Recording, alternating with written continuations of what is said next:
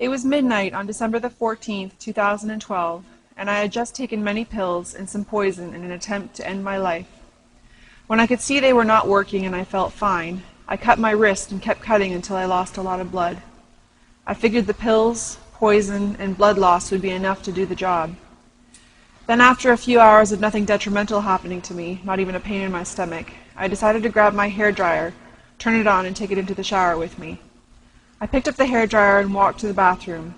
As soon as I reached it, I dropped the hairdryer and passed out from the blood loss, falling to the ground. When I woke up, I had a swollen lip and was unaware of God's direct intervention into my life moments before. I had forgotten about the hairdryer, so I crawled back to my room and into bed. I turned off the lights and laid in the pitch black in the basement of a friend's home for the next 3 days and nights, waiting to die until someone turned on the lights and found me. You have searched me, Lord, and you know me. You know when I sit and when I rise. You perceive my thoughts from afar. You discern my going out and my lying down. You are familiar with all my ways. Where can I go from your spirit? Where can I flee from your presence? If I go up to the heavens, you are there. If I make my bed in the depths, you are there. If I say, surely the darkness will hide me, and the light become night around me, even the darkness will not be dark to you. The night will shine like the day, for darkness is as light to you. Psalms 139, 1-12. Hi, my name's Eden. I was born and raised outside of Strathroy, Ontario. My family moved to a farm when I was 11 years old, and it was a difficult move for me. Whereas my father had been very tuned into me and my brothers and sisters' lives before we moved, when we moved to the farm, the work took over, and he found it difficult to be the father he had been before. My dad was a hard worker, and my mother worked on the farm too, though the workload led her into a depression. My brother and sister were required to work on the farm, but I was not. I stayed in the home, cooking and cleaning. Despite the difficulty of farm life, I have good memories on the farm, as there was so much room to roam around on and always something to do. But I cannot call my childhood idyllic, as I was abused by my mother from the time I was 3. My earliest memories are of being slapped for saying the wrong thing as a 3-year-old. My older brother was hyperactive and struggled with ADHD, and my parents had a hard time reining him in. Part of his fun was to come up with ways to get me into trouble. He would tell me to swear or put a cigarette butt to my mouth, and I would. So then he would run into the house telling my mother I was swearing or smoking, and I would be disciplined. This made my home life a difficult place to grow up because it seemed I was always getting into trouble for things I had not done, and my mother's punishments were always very difficult to bear. This continued all throughout my growing up years, and I never felt safe at home. Because of my mother's anger, I never knew what I would have to face when I arrived home from school. My mother would erupt in anger, physically abuse my brother and I, and then ask for forgiveness, all before my father arrived home from work at night. It was always understood we could not tell my father what was happening, or the punishment for my mother would be very severe. There was one day when I arrived home from school with a Mother's Day card I had made for my mother in my hand. Earlier, my brother had broken into my mother's face cream and left his finger marks there, while my mother assumed that I had done it. So when I arrived home that day, I was violently attacked by my mother with the cream. By the end of the ordeal, I had cream all over me, in my ears, in my hair, and in my eyes, and all over my Mother's Day card. I cried and cried, never fully understanding why it had happened or what had premeditated it until years later. I found this time very confusing because my home was a very Christian home. We went to church every Sunday. My father led worship and my mother played piano. We looked great on the outside, but on the inside, my brother and I were hurting and scared much of the time. We never felt safe until my father arrived home from work, but when he did, it was wonderful and we were a happy family, until we moved to the farm. High school started out with difficulty. I was very unsure of myself because of my upbringing, and I fell in with the wrong crowd. In grade 9, I was caught stealing, but I learned from my lesson and never did it again. Later in high school, I became very involved in youth group and developed some solid friendships. I became a hardcore Christian, always preaching to my friends or doling out advice, whether solicited or not. I had a very on-fire youth pastor who only encouraged me to seek God, and so I did. At the end of high school, I went on a missions trip to Venezuela, and then I went on to Bible college for 4 years to work towards completing my Bachelor of Theology. While I was there, I fell in with a group of new Christians because I craved the newness of their faith.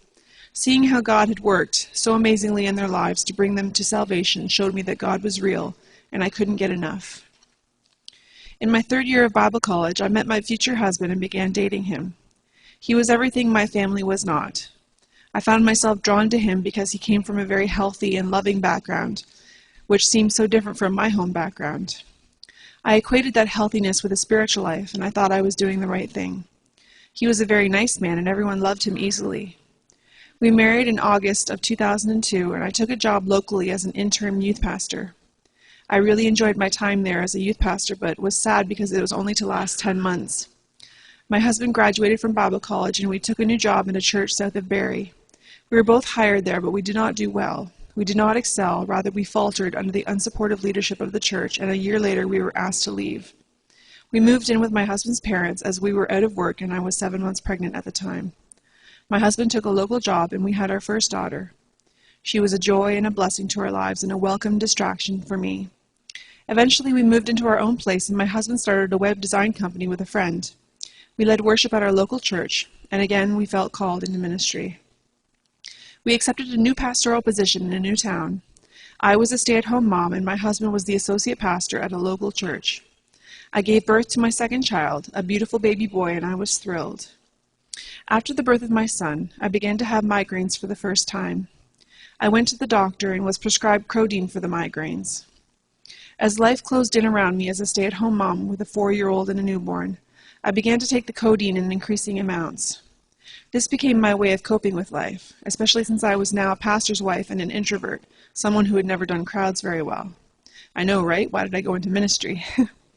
But I had always found it difficult to be in the public eye, and church was the public eye, even if only in a small way.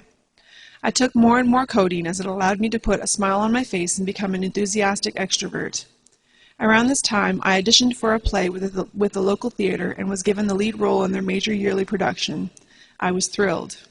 Despite my shyness, I could act and sing well and was again thrown into the spotlight. This was a whole new world to me and I excelled, but I continued to use codeine to counteract my shyness. Strangely enough, I had never had a problem with being on stage. I just didn't enjoy the crowds afterwards. But I excelled and for the most part really loved the experience. After the production I had finished, I increased my use of codeine to the point where I spent every day finding new ways to obtain it. I would travel around to various walk-in clinics and bring my kids with me. I was very intelligent in how I would talk with the doctors, and because of my kids, portrayed myself as a busy mom, too busy to have time for migraines. They always gave me the prescription. I became so heavily addicted that I eventually told my husband that I needed to do something about it. So I told him that he should take me to my parents' house so I could detox. At first he didn't think I had a problem and was reluctant to see me go, especially since it would leave him alone with 2 small children.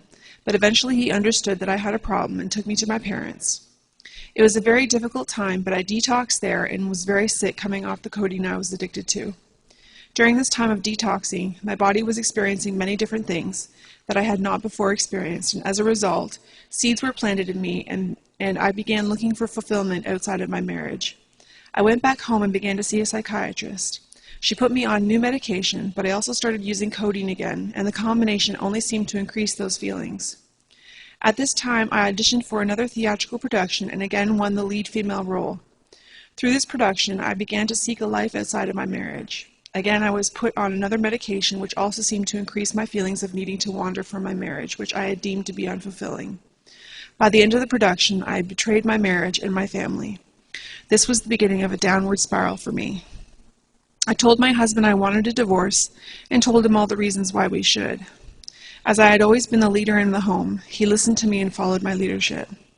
Because of the medication I was on, in combination with the codeine I was also taking, I began to hear a voice in my mind, which increased as time went on and I continued to use these drugs. I thought I was hearing God's voice, but over time it turned out to be the exact opposite. I began to withdraw from the world and spent hours and hours alone, listening to the voice as though it was my best friend. It wasn't so much a voice as it was a very loud stream of thoughts in my mind, but for the purposes of this testimony, I will call it a voice. This voice was very entertaining and made me laugh for hours and began to show me things I had never seen before. It told me of a life that awaited me if I believed in it and followed its direction, and so I did, which led me to some very bizarre behavior. After about 7 months of living this way, I moved out of my home and left my children with my husband and went to live in the basement of a friend's home. I continued to withdraw and spent hours conversing with the voice in my mind while still taking the medication prescribed for me by my psychiatrist along with the codeine. This dangerous combination had led me to this drug-induced psychosis. I believed everything the voice told me as though it was my best friend, doing everything it told me to do, and believing it had things to show me that no one else could. It made me feel extremely special, which is why it was so addictive and so powerful in my life. I didn't see how life was becoming upside down for me, where black was becoming white and white was becoming black. It led me to the darkest days of my existence, and it was on December the 14th, 2012, that the voice told me to end my life. When my friends found me in the dark, alone in the basement of their home, the ambulance was called and I was taken to the hospital and immediately worked on by the nurses and doctors. A few days later, I was sent to a mental institution for the next week until my parents could come and pick me up and take me home to the farm. I was still under a massive delusion, and it had gotten so bad that I began to believe that I was God, among other things.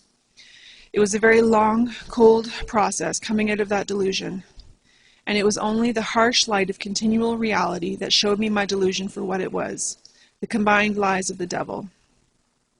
I began to realize that the voice I had been listening to was not my friend, but had been lying to me from the very beginning. As I began to accept reality for what it was, I slowly began ignoring the voice day after day until it finally went away completely, which was one among many miracles I had experienced in those dark days. This took about a year.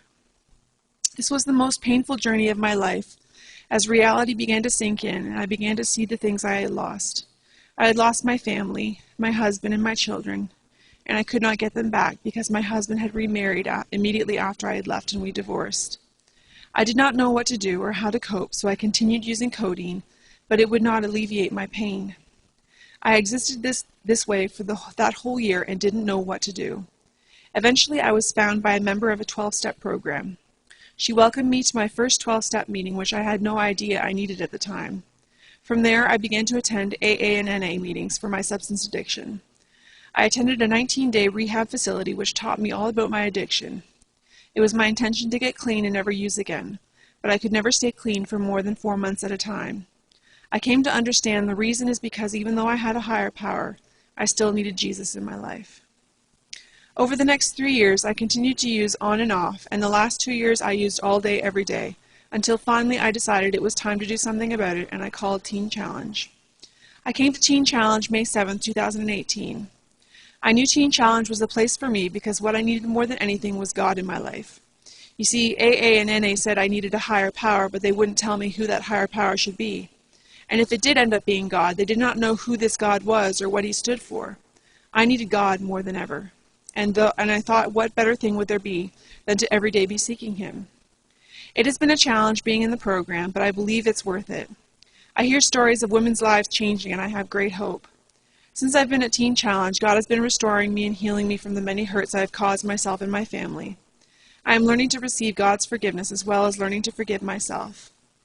Before I became addicted to codeine, I never really understood why Jesus was important. I understood it in my mind, but not in my heart. I loved God, but sort of ignored Jesus because I had never really done anything bad enough to need his mercy and forgiveness.